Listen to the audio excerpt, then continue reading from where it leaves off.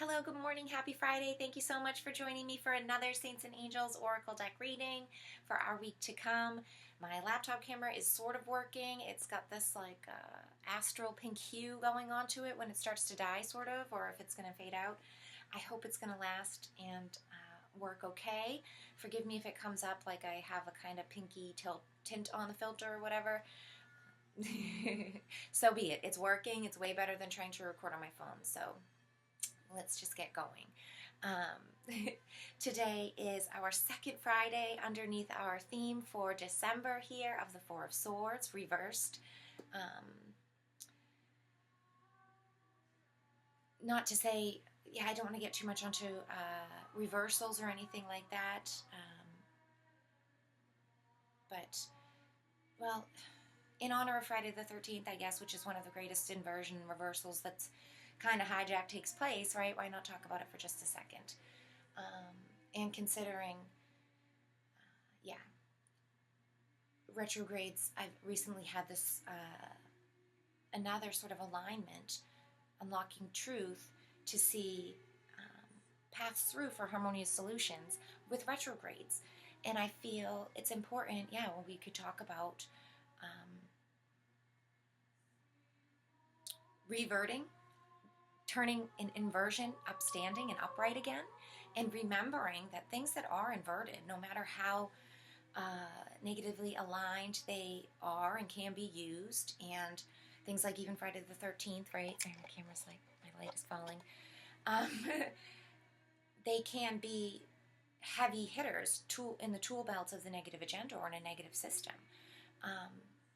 It's important that we remember that those heavy-hitting aspects are wielded and crafted and used so strategically and often by the negative agenda because of the truth within them, because of the real power within them, and also because they want them always focused and known, the immediate first thought to go to negative alignments, first point of reference that a mind makes, or the thought makes, the creator consciousness makes when it sees Friday the 13th, when it sees an upside down card, when it sees the planets going into retrograde, right, is that it really needs a negative alignment shift immediately, right? Because really, when we remember all of life with creator potential of consciousness sits on this gradient of positive and negative potentials and possibilities, because we do have free will of mind. We do have this imagination creation machine inside of our brain here, whatever you want to look at it, call it as, depict it for who it gave you it, or whatever. Point being blank is that we have the power of thought and choice. You can think anything you want, and you can choose to act on it or not. That's the proof's in the pudding right there, right?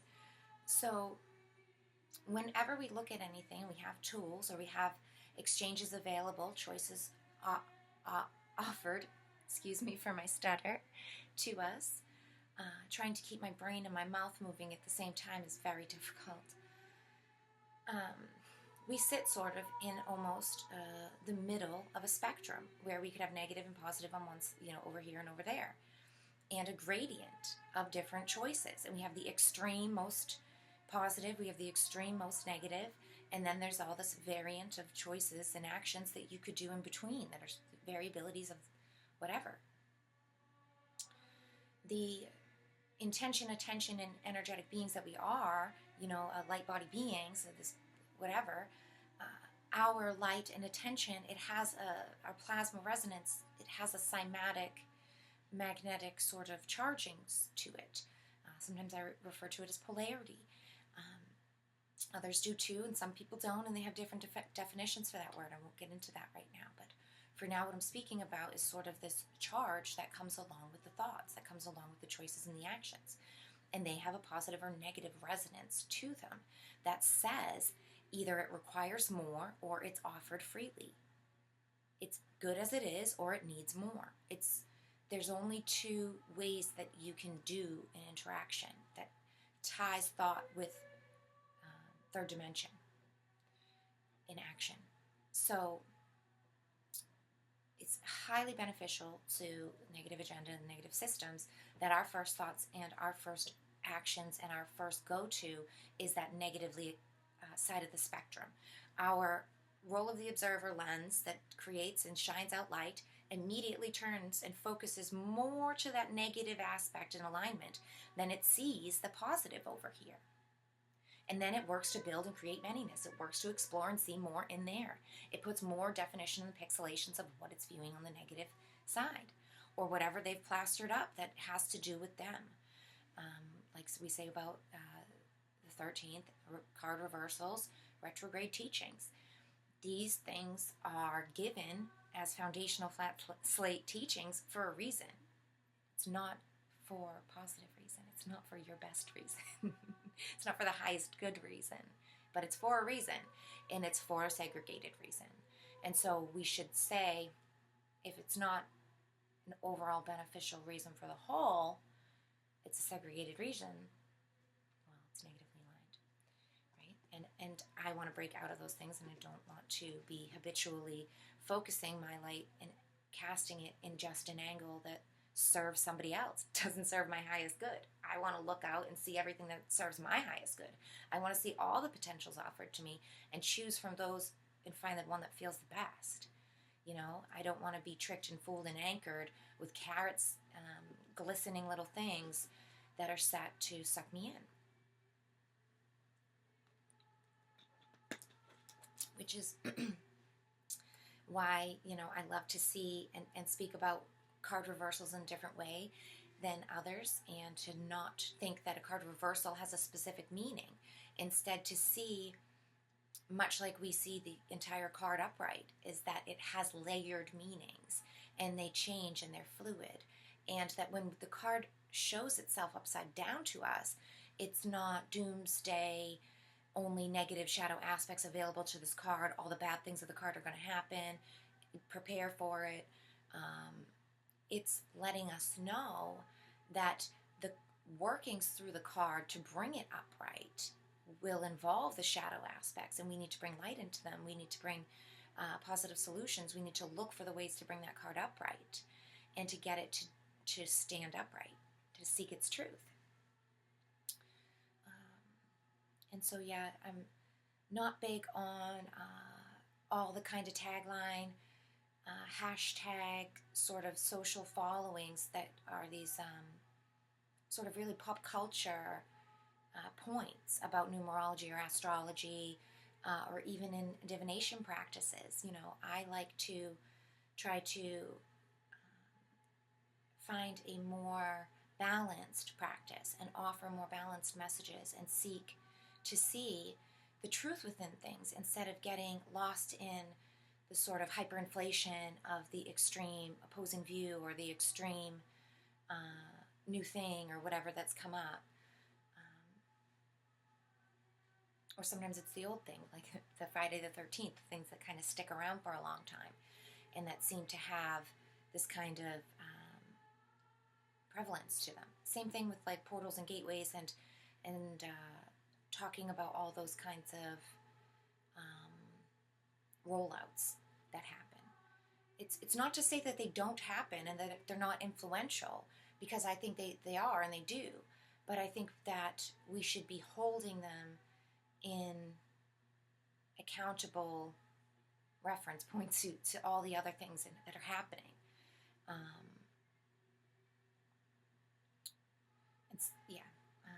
That's all I'm going to say about that, because now I've sort of taken a bit too much time, and I want to keep these Friday videos like on point for the cards, because I know people do come here to hear your messages for yourself, maybe to calm down for a few minutes and practice quieting your mind and body, and to receive great messages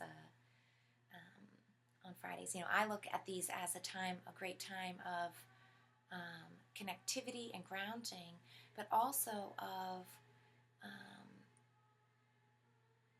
sort of like downloading, of a time to get impressions, of a time to receive and listen, a sacred sort of receivership weekly that's very unique and has become so special to me. So yeah, I don't want to be caught up in too much blabbing and of course talking about other items. So let's get down to business here. We're already 10 minutes in.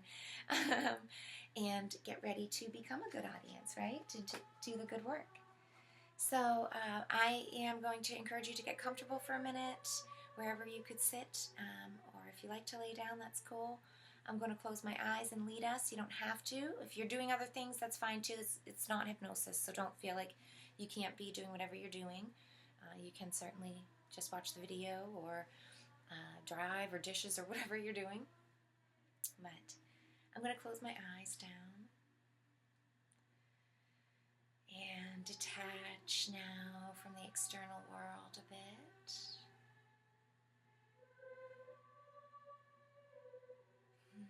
Letting the darkness envelop. Letting the day thus far wash away. Putting all those to-dos or things for later off. Maybe seeing all those lists and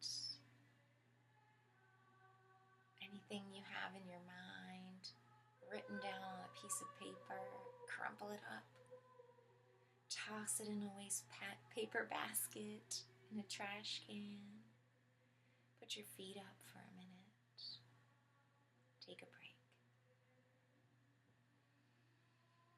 Breathing in and out to notice your breath. Notice the sound of it or the quality. Maybe just feel what it feels like to be alive right now.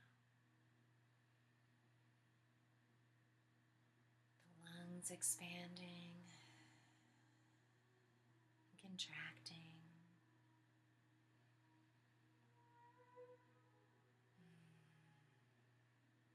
The gracious ease of stillness. Giving yourself a moment to have nothing else to do. Simple, quiet rest.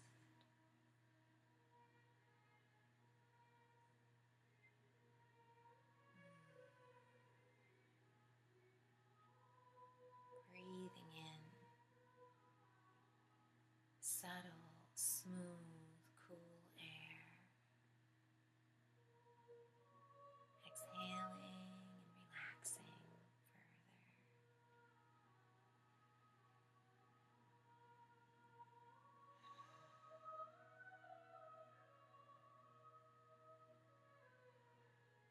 Breathing in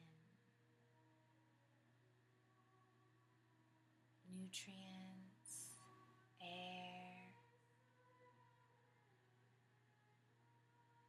space and time, love and light, energy, ether, things we have no name for even. Maybe you have your own name for them. Or it's a feeling, a sensation, a knowing.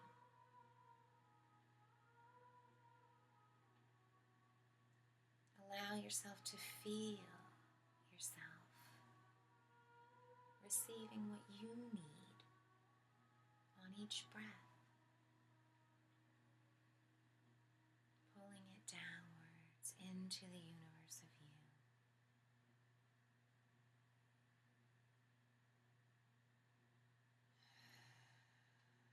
And letting that exhale release all that no longer serves.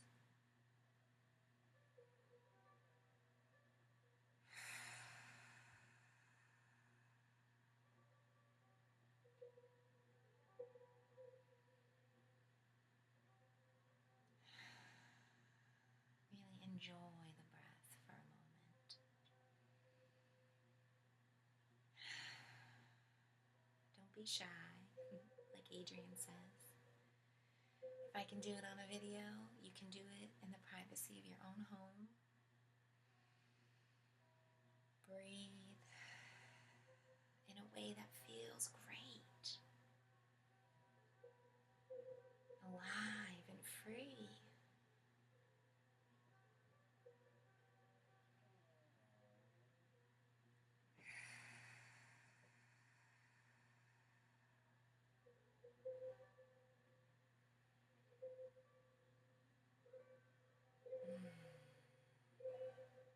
Taking one last moment or two to really feel gratitude, pleasurability, happiness, thankfulness, appreciation for each breath that you've been given. Let your lungs know you love them. Let your heart know you're glad to have it. Breathe deep into your belly and thank it for breathing with you, for holding your space. Breathe into the whole body from the crown to the toes.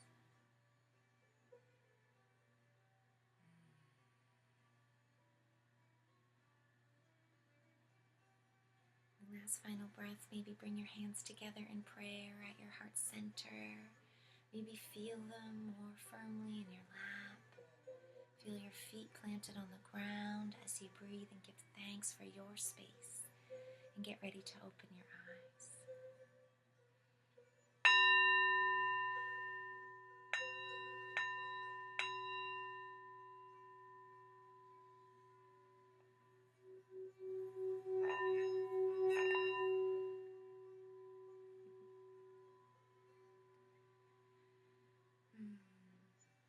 Beautiful resonance. All right, now take out my deck and we'll see what our wonderful saints and angels would like to share with us. We thank you, beloveds, for your present moment, for your energies and frequencies. We feel them, we acknowledge them, we know them as we gather here and sit in quiet resonance and receivership. As a good audience, we seek and ask for advice, support, or guidance here in this beautiful week to come on December 13th as we make our way through this beautiful month under our firm and strong theme for this month, Four of Swords. We ask if you would like to offer a piece of advice through these beautiful cards, one of working for us, or of support, a guiding light through this week here as we move through it, through the middle of the month, through the full moon. We thank you, thank you, thank you. Now I'll shuffle my cards up a bit. I'll put them down and do my old traditions. A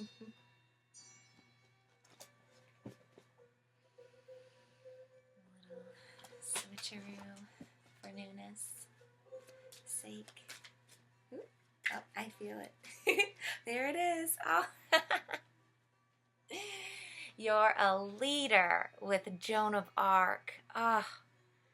I just absolutely love the figure of Joan of Arc. I've talked about her quite a few times. What a powerhouse message of truth and resonance she is. I love the image and the colors here.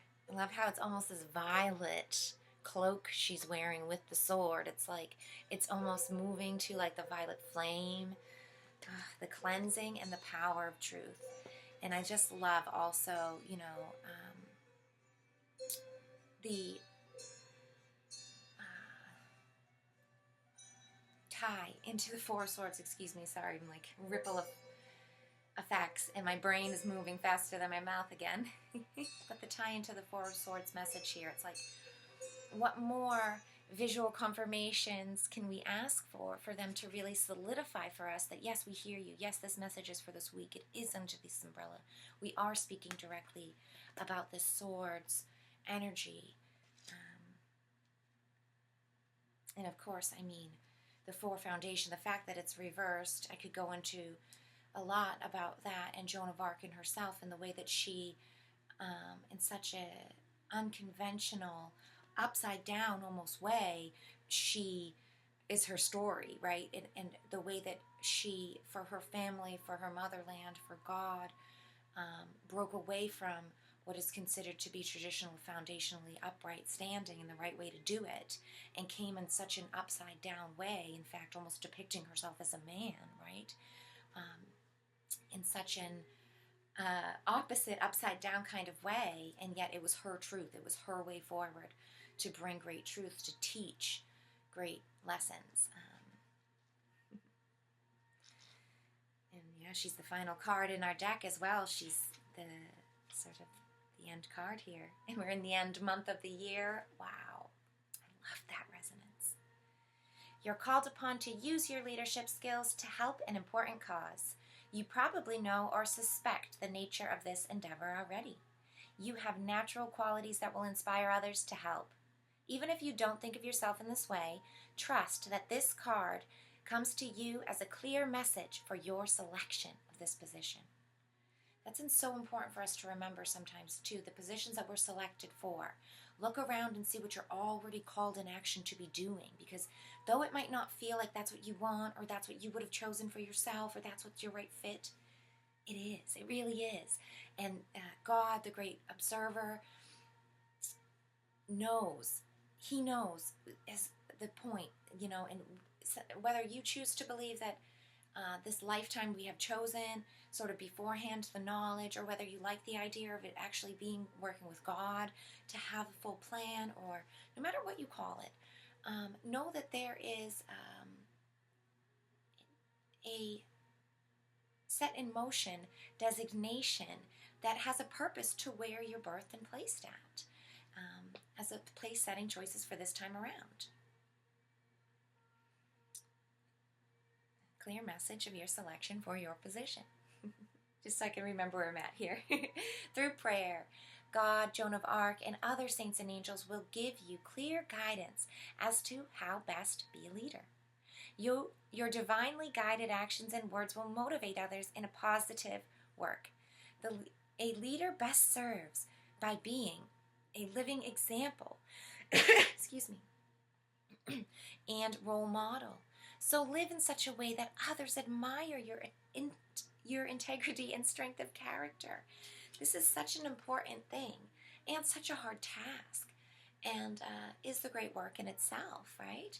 Is to really live and be in your words, you know, not just to talk the talk, but to walk the walk.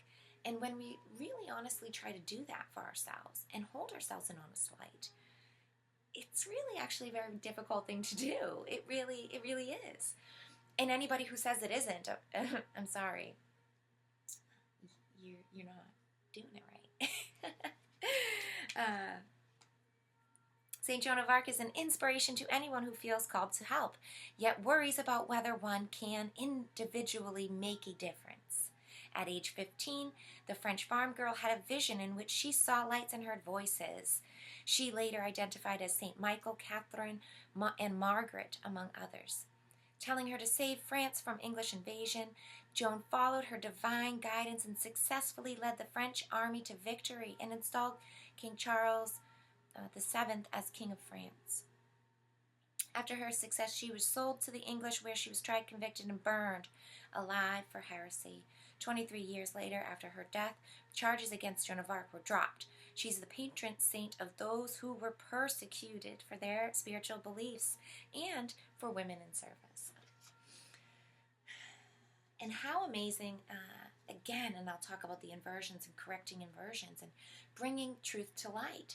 Just like talking about getting rid of the hype and the negativity about the Friday the 13th and inversions and retrogrades and service to self and all these kinds of things. You know, it's so important that we remember that even the lies, even the things that are done incorrectly have a chance to be corrected. And we always have a chance to recorrect things which have wrinkles in them, were incorrectly portrayed, have lies about them, have depicted scenes that don't match the truth when we finally do realize the truth. But the most important thing, again, is that we need to honor what is real truth and to be finding it and seeking it. So yeah, it's really amazing to see and to have here, as I've already been talking about, that the card chosen to be that one saint, the saint that they have kind of turned tails on. They have sort of, okay, all right, we admit we did that one wrong. That was an oops. That was bad. And coming from the historical line and the standpoint of the negative agenda and how firm in their standings they are, and they refuse to bow to anything. I mean, I'm not saying give them over gratitude, don't throw the baby out with the bathwater here, but to see a little nod of recognition even from that, that's something. We should be at least saying that's a crack, that's wiggle room. We can work with that. We can honor that. Because from that little inch, later on, we can make more. We can find more fluidity. We can find more ease using that space, right? And here comes it, because the water's making its way through all the cracks now. That's decades and hundreds of years ago or 1,000 years ago. I'm definitely not a historical person in that way to be able to know on the timeline how long ago Joan of Arc was. But irrelevant, right? Truth doesn't die, and everything repeats itself. So it's more important that we learn these undertones of truth than we learn the dates and supposed timelines of what history tells us, these things happened.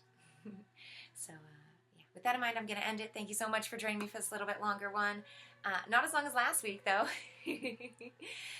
So thanks for your time this morning, this Friday. I hope you have a beautiful Friday, wonderful weekend, wherever in the world you are. And if it's not Friday the 13th, December 2024 for you, thanks anyways for joining and for listening. These messages are certainly still for you. Don't worry about that. Time is relative, right? It's not linear. So thanks for joining. Thank you for your energy and attention, and I'll see you next week.